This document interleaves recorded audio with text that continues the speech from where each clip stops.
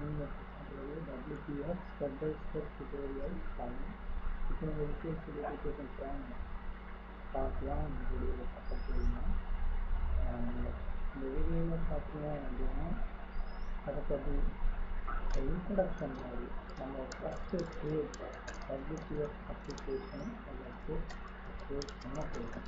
ஏன் WPFனா வந்து விண்டோஸோட நல்ல பெட்டராக இருக்கும்.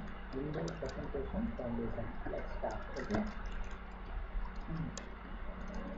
இப்போ நீங்கள் பார்க்குறீங்கன்னா first visual studio new project அப்படின்னா நம்ம விஷுவல் ஸ்டுடியோ 2010 அப்படின்னு பண்ணுறோம். சூஸ் பண்ணிங்கன்னா ஒரு WPF அப்ளிகேஷன் இதில் என்ன மென்ஷன் பண்ணி பார்க்கணும் அப்படின்னு நீங்கள் பார்த்தீங்க அப்படின்னா அதை பாருங்கள். நியூ ப்ராஜெக்ட்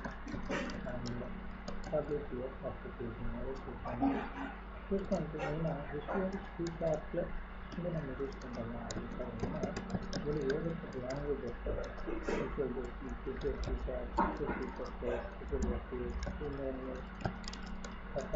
பார்க்குறீங்க. ஸோ அதில் நம்ம விஷுவல் C# மெயினாக எடுத்துக்கணும். அதுக்கப்புறம் அதோட ப்ராஜெக்ட் நேம், சூட்டபிள் டைரக்டரி எல்லாமே கொடுத்து நம்ம சேவ் பண்ணிக்க வேண்டியது நம்மளோட ப்ராஜெக்ட் எங்கே கொடுக்கணும் அப்படிங்கிறது.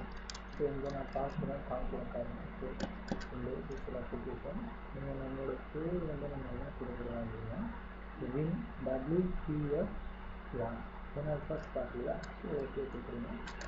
என் பாருங்கள் நமக்கு இப்போ நம்ம க்ரியேட் பண்ண WPF1 அப்படிங்கிற ஒரு சொல்யூஷன் கிட்ட கிடைக்க போகுது.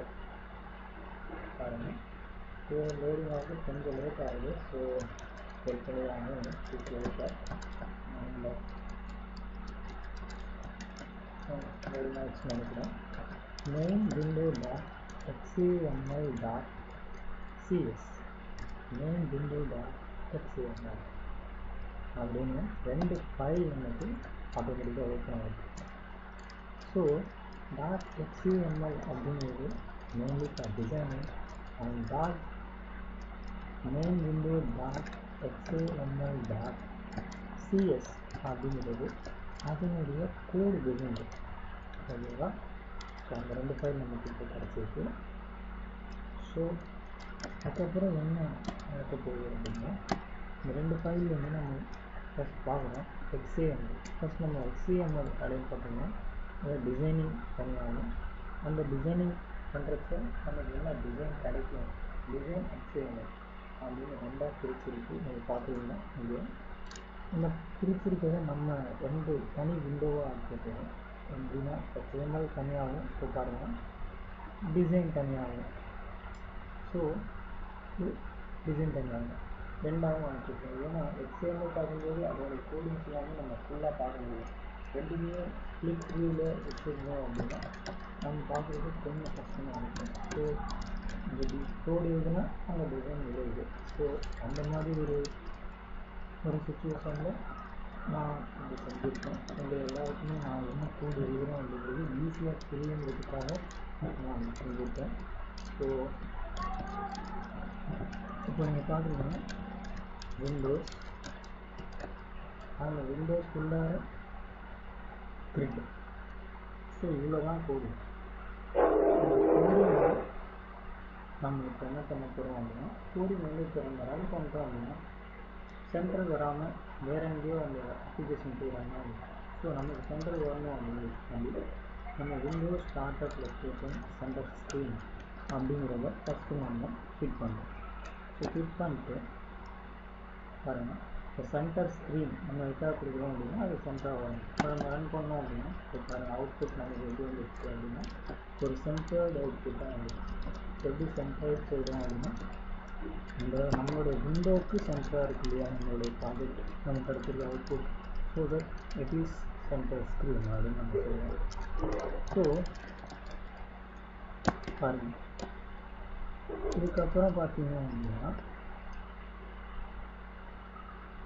இதில் ஒன்றுமே இல்லை. அவுட்புட்டில் என்ன வெறுமே சும்மா ஒயிட்டாகவே இருக்குது. ஏன் அப்படின்னு நம்ம கேட்டோம் அப்படின்னா ஏன்னா நம்ம கிரிட்லேயே ஒன்றுமே எழுதலை. விண்டோஸ் இருக்குது, விண்டோஸ்குள்ளார ஒரு கிரிட் இருக்குது, கிரிட்டுக்குள்ளார ஒன்றுமே இல்லை, விண்டோஸை க்ளோஸ் பண்ணியாச்சு. ஸோ அவ்வளோதான். இதுக்குள்ளார நம்ம ஒன்றுமே எழுதலை. ஸோ நம்ம ஏதாவது எழுதினா தானே அது டிசைனாக வந்து கிடைக்கும். ஸோ நம்ம ஒன்றுமே எழுதலை. ஸோ நம்ம அதில் ஏதாவது ஒரு டிசைன் இப்போ செஞ்சு ஒரு சிம்பிள் வெப் அப்ளிகேஷன் நம்ம க்ரியேட் பண்ணுவோம். சரி, ஸோ இப்போ என்ன பண்ண போகிறோம் அப்படின்னா, இது சிம்பிளாக என்ன பண்ணலாம் அப்படின்னு நம்ம யோசித்தோம் அப்படின்னா, நம்ம ஒரு பட்டன் வைக்கலாம்னு நான் நினைக்கிறேன். ஏன்னா first we understand what are the basics. ஓகேவா? ஃபர்ஸ்ட் நம்ம பட்டன் வைக்கலாம். அதுக்கு மாதிரி நம்ம பேசிக்காக இதில் என்ன விஷயம் அப்படின்னு கற்றுக்கணும். ஸோ அப்போ தான் நமக்கு டீப்பாக புரிய ஆரம்பிக்கும். இதில் என்ன இருக்குது நீங்கள் பார்த்தீங்கன்னா, ஆல்ரெடி விண்டோ இருக்குது. ஒரு விண்டோ, ஓப்பனிங் விண்டோ, ஒரு கிரிட் ஓப்பன் பண்ணி க்ளோஸ் பண்ணியிருக்காங்க. அதுக்கப்புறம் விண்டோவை க்ளோஸ் பண்ணியிருக்காங்க. புரியுதுங்களா? அவ்வளோதான், நானே பார்த்துட்டேன். Window window open, window close, grid open, grid close. That's all. These are the 4 parts only, the main thing.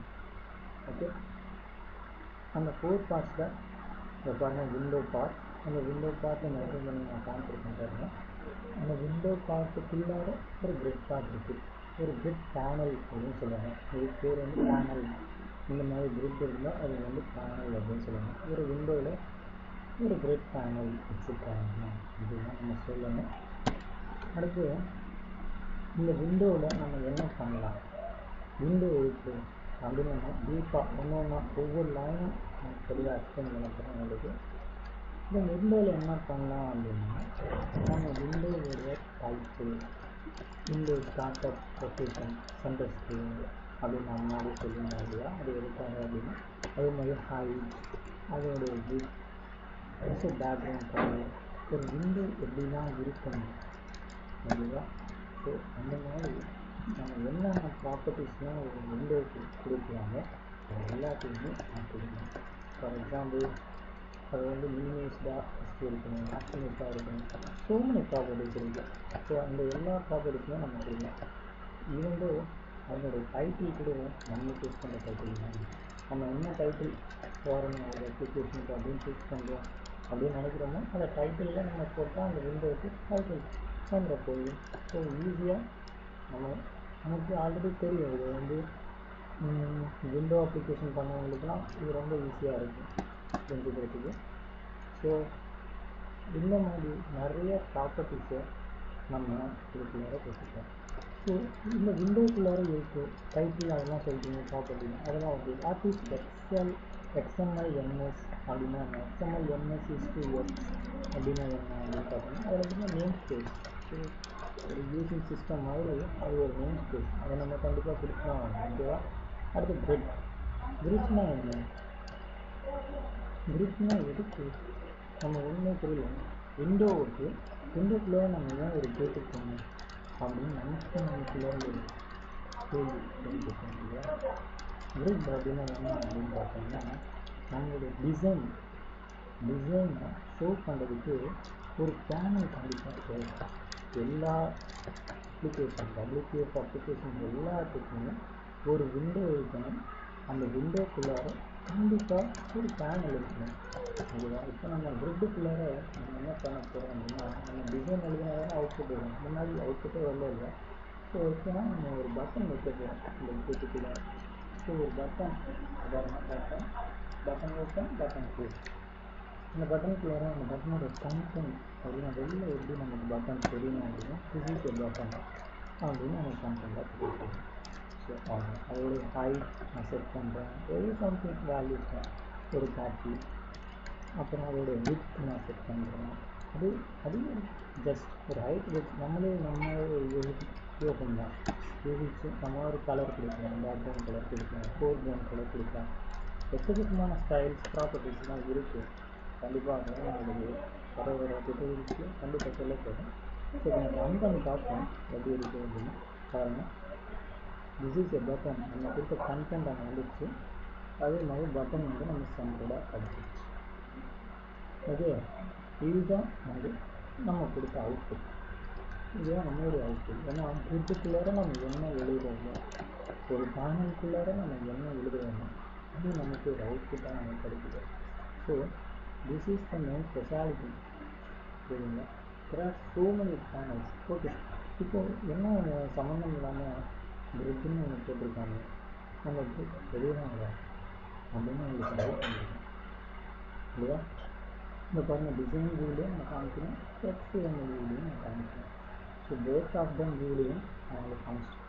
ஏன் டிசைன் வியூ, ஏன் HTML வியூ? HTML வியூனா அதோட கோடிங்ஸ்லாம் இருக்கும், டிசைன் வியூனா டிசைன் மட்டும் இருக்கும். நம்ம HTML எழுத டிசைனுக்கு வந்துடும், டிசைன் எழுத HTML வந்துடும்.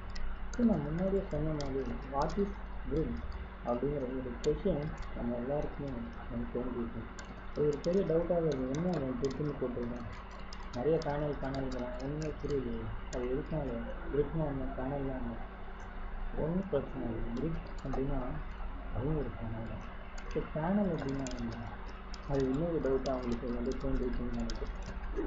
ஸோ பேனல் அப்படின்னா என்ன அப்படின்னு பார்த்தோம்னா, நிறைய பேனல்ஸ் இருக்குது. பேனல்னால் ஒரு கலெக்ஷன் ஆஃப் ஐட்டம்ஸ் அப்படின்னு நம்ம சொல்லணும்.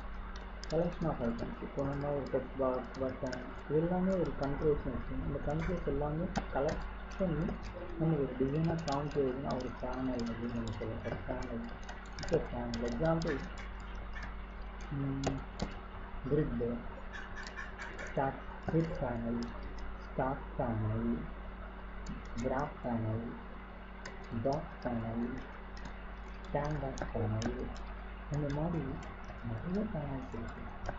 இந்த WPF கிட்டத்தட்ட பேனல்ஸ்லாம் நிறைய இருக்குது. ஒவ்வொரு பேனலுக்குமே ஒரு ஸ்பெஷாலிட்டி உண்டு. அந்த ஒவ்வொரு பேனல் பற்றியுமே நான் நிறைய டுட்டோரியல்ஸ்லாம் கண்டிப்பாக உங்களுக்கு சொல்லித்தர போகிறேன். இப்போ நான் என்ன யூஸ் பண்ணியிருக்கேன் அப்படின்னா கிரிட் பேனல் அப்படிங்கிறத யூஸ் பண்ணியிருக்கேன். ஸோ இன்னும் இதில் ஒரு விஷயம் அப்படின்னா, ஒரு அப்ளிகேஷனுக்கு ஒரு விண்டோ கண்டிப்பாக இருக்கணும். விண்டோவே இல்லாமல் நம்ம எப்படி ஒரு ஓப்பன், ஒரு க்ளோஸ், ஒரு மெனு, ஸ்டார்ட் மெனு, அந்த மாதிரி ஒரு விண்டோவே இல்லாமல் ஒரு அப்ளிகேஷன் மாதிரி பண்ண முடியாது. ஸோ ஒரு WPF அப்ளிகேஷனுக்கு ஒரு window tab, open and close கண்டிப்பாக தேவை. அதே மாதிரி ஒரு விண்டோ மட்டும் இருந்தால் போதுங்க, சாதாரணமாக அப்படியே ஒயிட்டாக இருந்தால் அப்படியே போதும். அதுக்குள்ளே டிசைன் இருந்தால் தானே அந்த அப்ளிகேஷனுக்கே ஒரு டிசைனுக்காக தான் அப்ளிகேஷன். ஸோ அந்த அப்ளிகேஷன் டிசைன் பண்ணோம் அப்படின்னாலே அதில் கண்டிப்பாக ஒரு பேனல் நமக்கு தேவைப்படுங்க. அந்த பேனல் தான் நான் இதில் புக் பண்ணியிருக்கேன், கிரிட் அப்படிங்கிற ஒரு பேனல். ஓகே, ஸோ அந்த கிரிட்டை பற்றி நான் நெக்ஸ்ட் வீடியோவில் கண்டிப்பாக டீட்டெயிலாக சொல்லியிருக்கேன். என்னோட நெக்ஸ்ட் வீடியோ பாருங்கள், கிரிட்டை பற்றி நான் கண்டிப்பாக சொல்லியிருக்கேன். டிஃபால்ட்டாகவே நம்ம ஒன்றுமே டைப் பண்ணலாம் இல்லையா, நம்ம டைப் பண்ணது பட்டன் அப்படிங்கிற ஒரே ஒரு கண்டென்ட் மட்டும்தான். ஆனால் டிஃபால்ட்டாகவே WPF என்ன பண்ணுறோம் அப்படின்னா கிரிட் பேனலை நம்ம கொடுக்குறோம். ஸோ நம்ம அந்த பேனலை மாற்றிக்கலாம், நம்ம என்ன பண்ணலாம் அப்படின்னு நம்மளுக்கு இருக்கும். ஸோ கிரிட் பேனலை நமக்கு WPF கொடுக்கணும். ஸோ இப்போது ஒரு சாதாரணமாக ஒரு கிரிட்டில் பட்டன் வச்சு எப்படி பண்ணுறதுன்னு பார்த்துட்டோம். தேங்க்யூ. அண்ட் என்னோடய வீடியோஸ், என்னோடய வாய்ஸ் மற்றும் என்னுடைய இந்த செயல்முறைகள் எல்லாமே உங்களுக்கு ஹெல்ப்ஃபுல்லாக இருந்ததுன்னா கண்டிப்பாக சப்ஸ்கிரைப் பண்ணுங்கள். இது என்னோடய இன்ட்ரோடக்ஷரி பார்ட் 1 WPF டுட்டோரியல். தமிழில் நான் ஃபுல்லாக உங்களுக்கு எக்ஸ்பிளைன் பண்ணிட்டுருக்கேன். நான் எல்லாமே இங்கிலீஷில் கற்றுக்கிட்டேன், பட் நிறைய பேர் தமிழில் அண்டர்ஸ்டாண்ட் பண்ணிக்கணும்னு ஆசைப்படுங்க. So that I upload these videos. இந்த வீடியோஸில் உங்களுக்கு எல்லாமே பிடிச்சிருந்தா கண்டிப்பாக சப்ஸ்கிரைப் பண்ணுங்கள். அண்ட் நீங்கள் சப்ஸ்கிரைப் பண்ணுறது மூலியமாகவோ, கமெண்ட் பண்ணுறது மூலியமாகவோ, லைக் பண்ணுறது மூலியமாகவோ, இது போன்ற விஷயங்கள் நீங்கள் ஷேர் பண்ணுறது மூலியமாகவோ எனக்கு ஒரு நம்பிக்கை கிடைக்கும். ஸோ என்னுடைய வீடியோஸு நிறைய வீடியோஸ் பார்க்குறாங்க அப்படிங்கிறது எனக்கு ஒரு நம்பிக்கை இருக்கும். ஸோ அதன் மூலியமாக நான் இன்னும் கொஞ்சம் வீடியோஸில் நான் போகிறதுக்கு ஆர்வமாக இருக்கும். நீங்கள் பண்ணுற ஒவ்வொரு விஷயங்களும் என்னுடைய இந்த முயற்சிக்கு ஒரு தூண்டுதலாக இருக்கும். So please subscribe and enjoy. கண்டிப்பாக இந்த வீடியோஸ் உங்களுக்கு பிடிச்சிருந்ததுன்னா சப்ஸ்கிரைப் பண்ணுங்கள். It's fully free of cost. Subscribe பண்ணாத காஸ்ட்டு அதெல்லாம் பயப்படவே தேவையில்லை. It's fully free. தேங்க்யூ.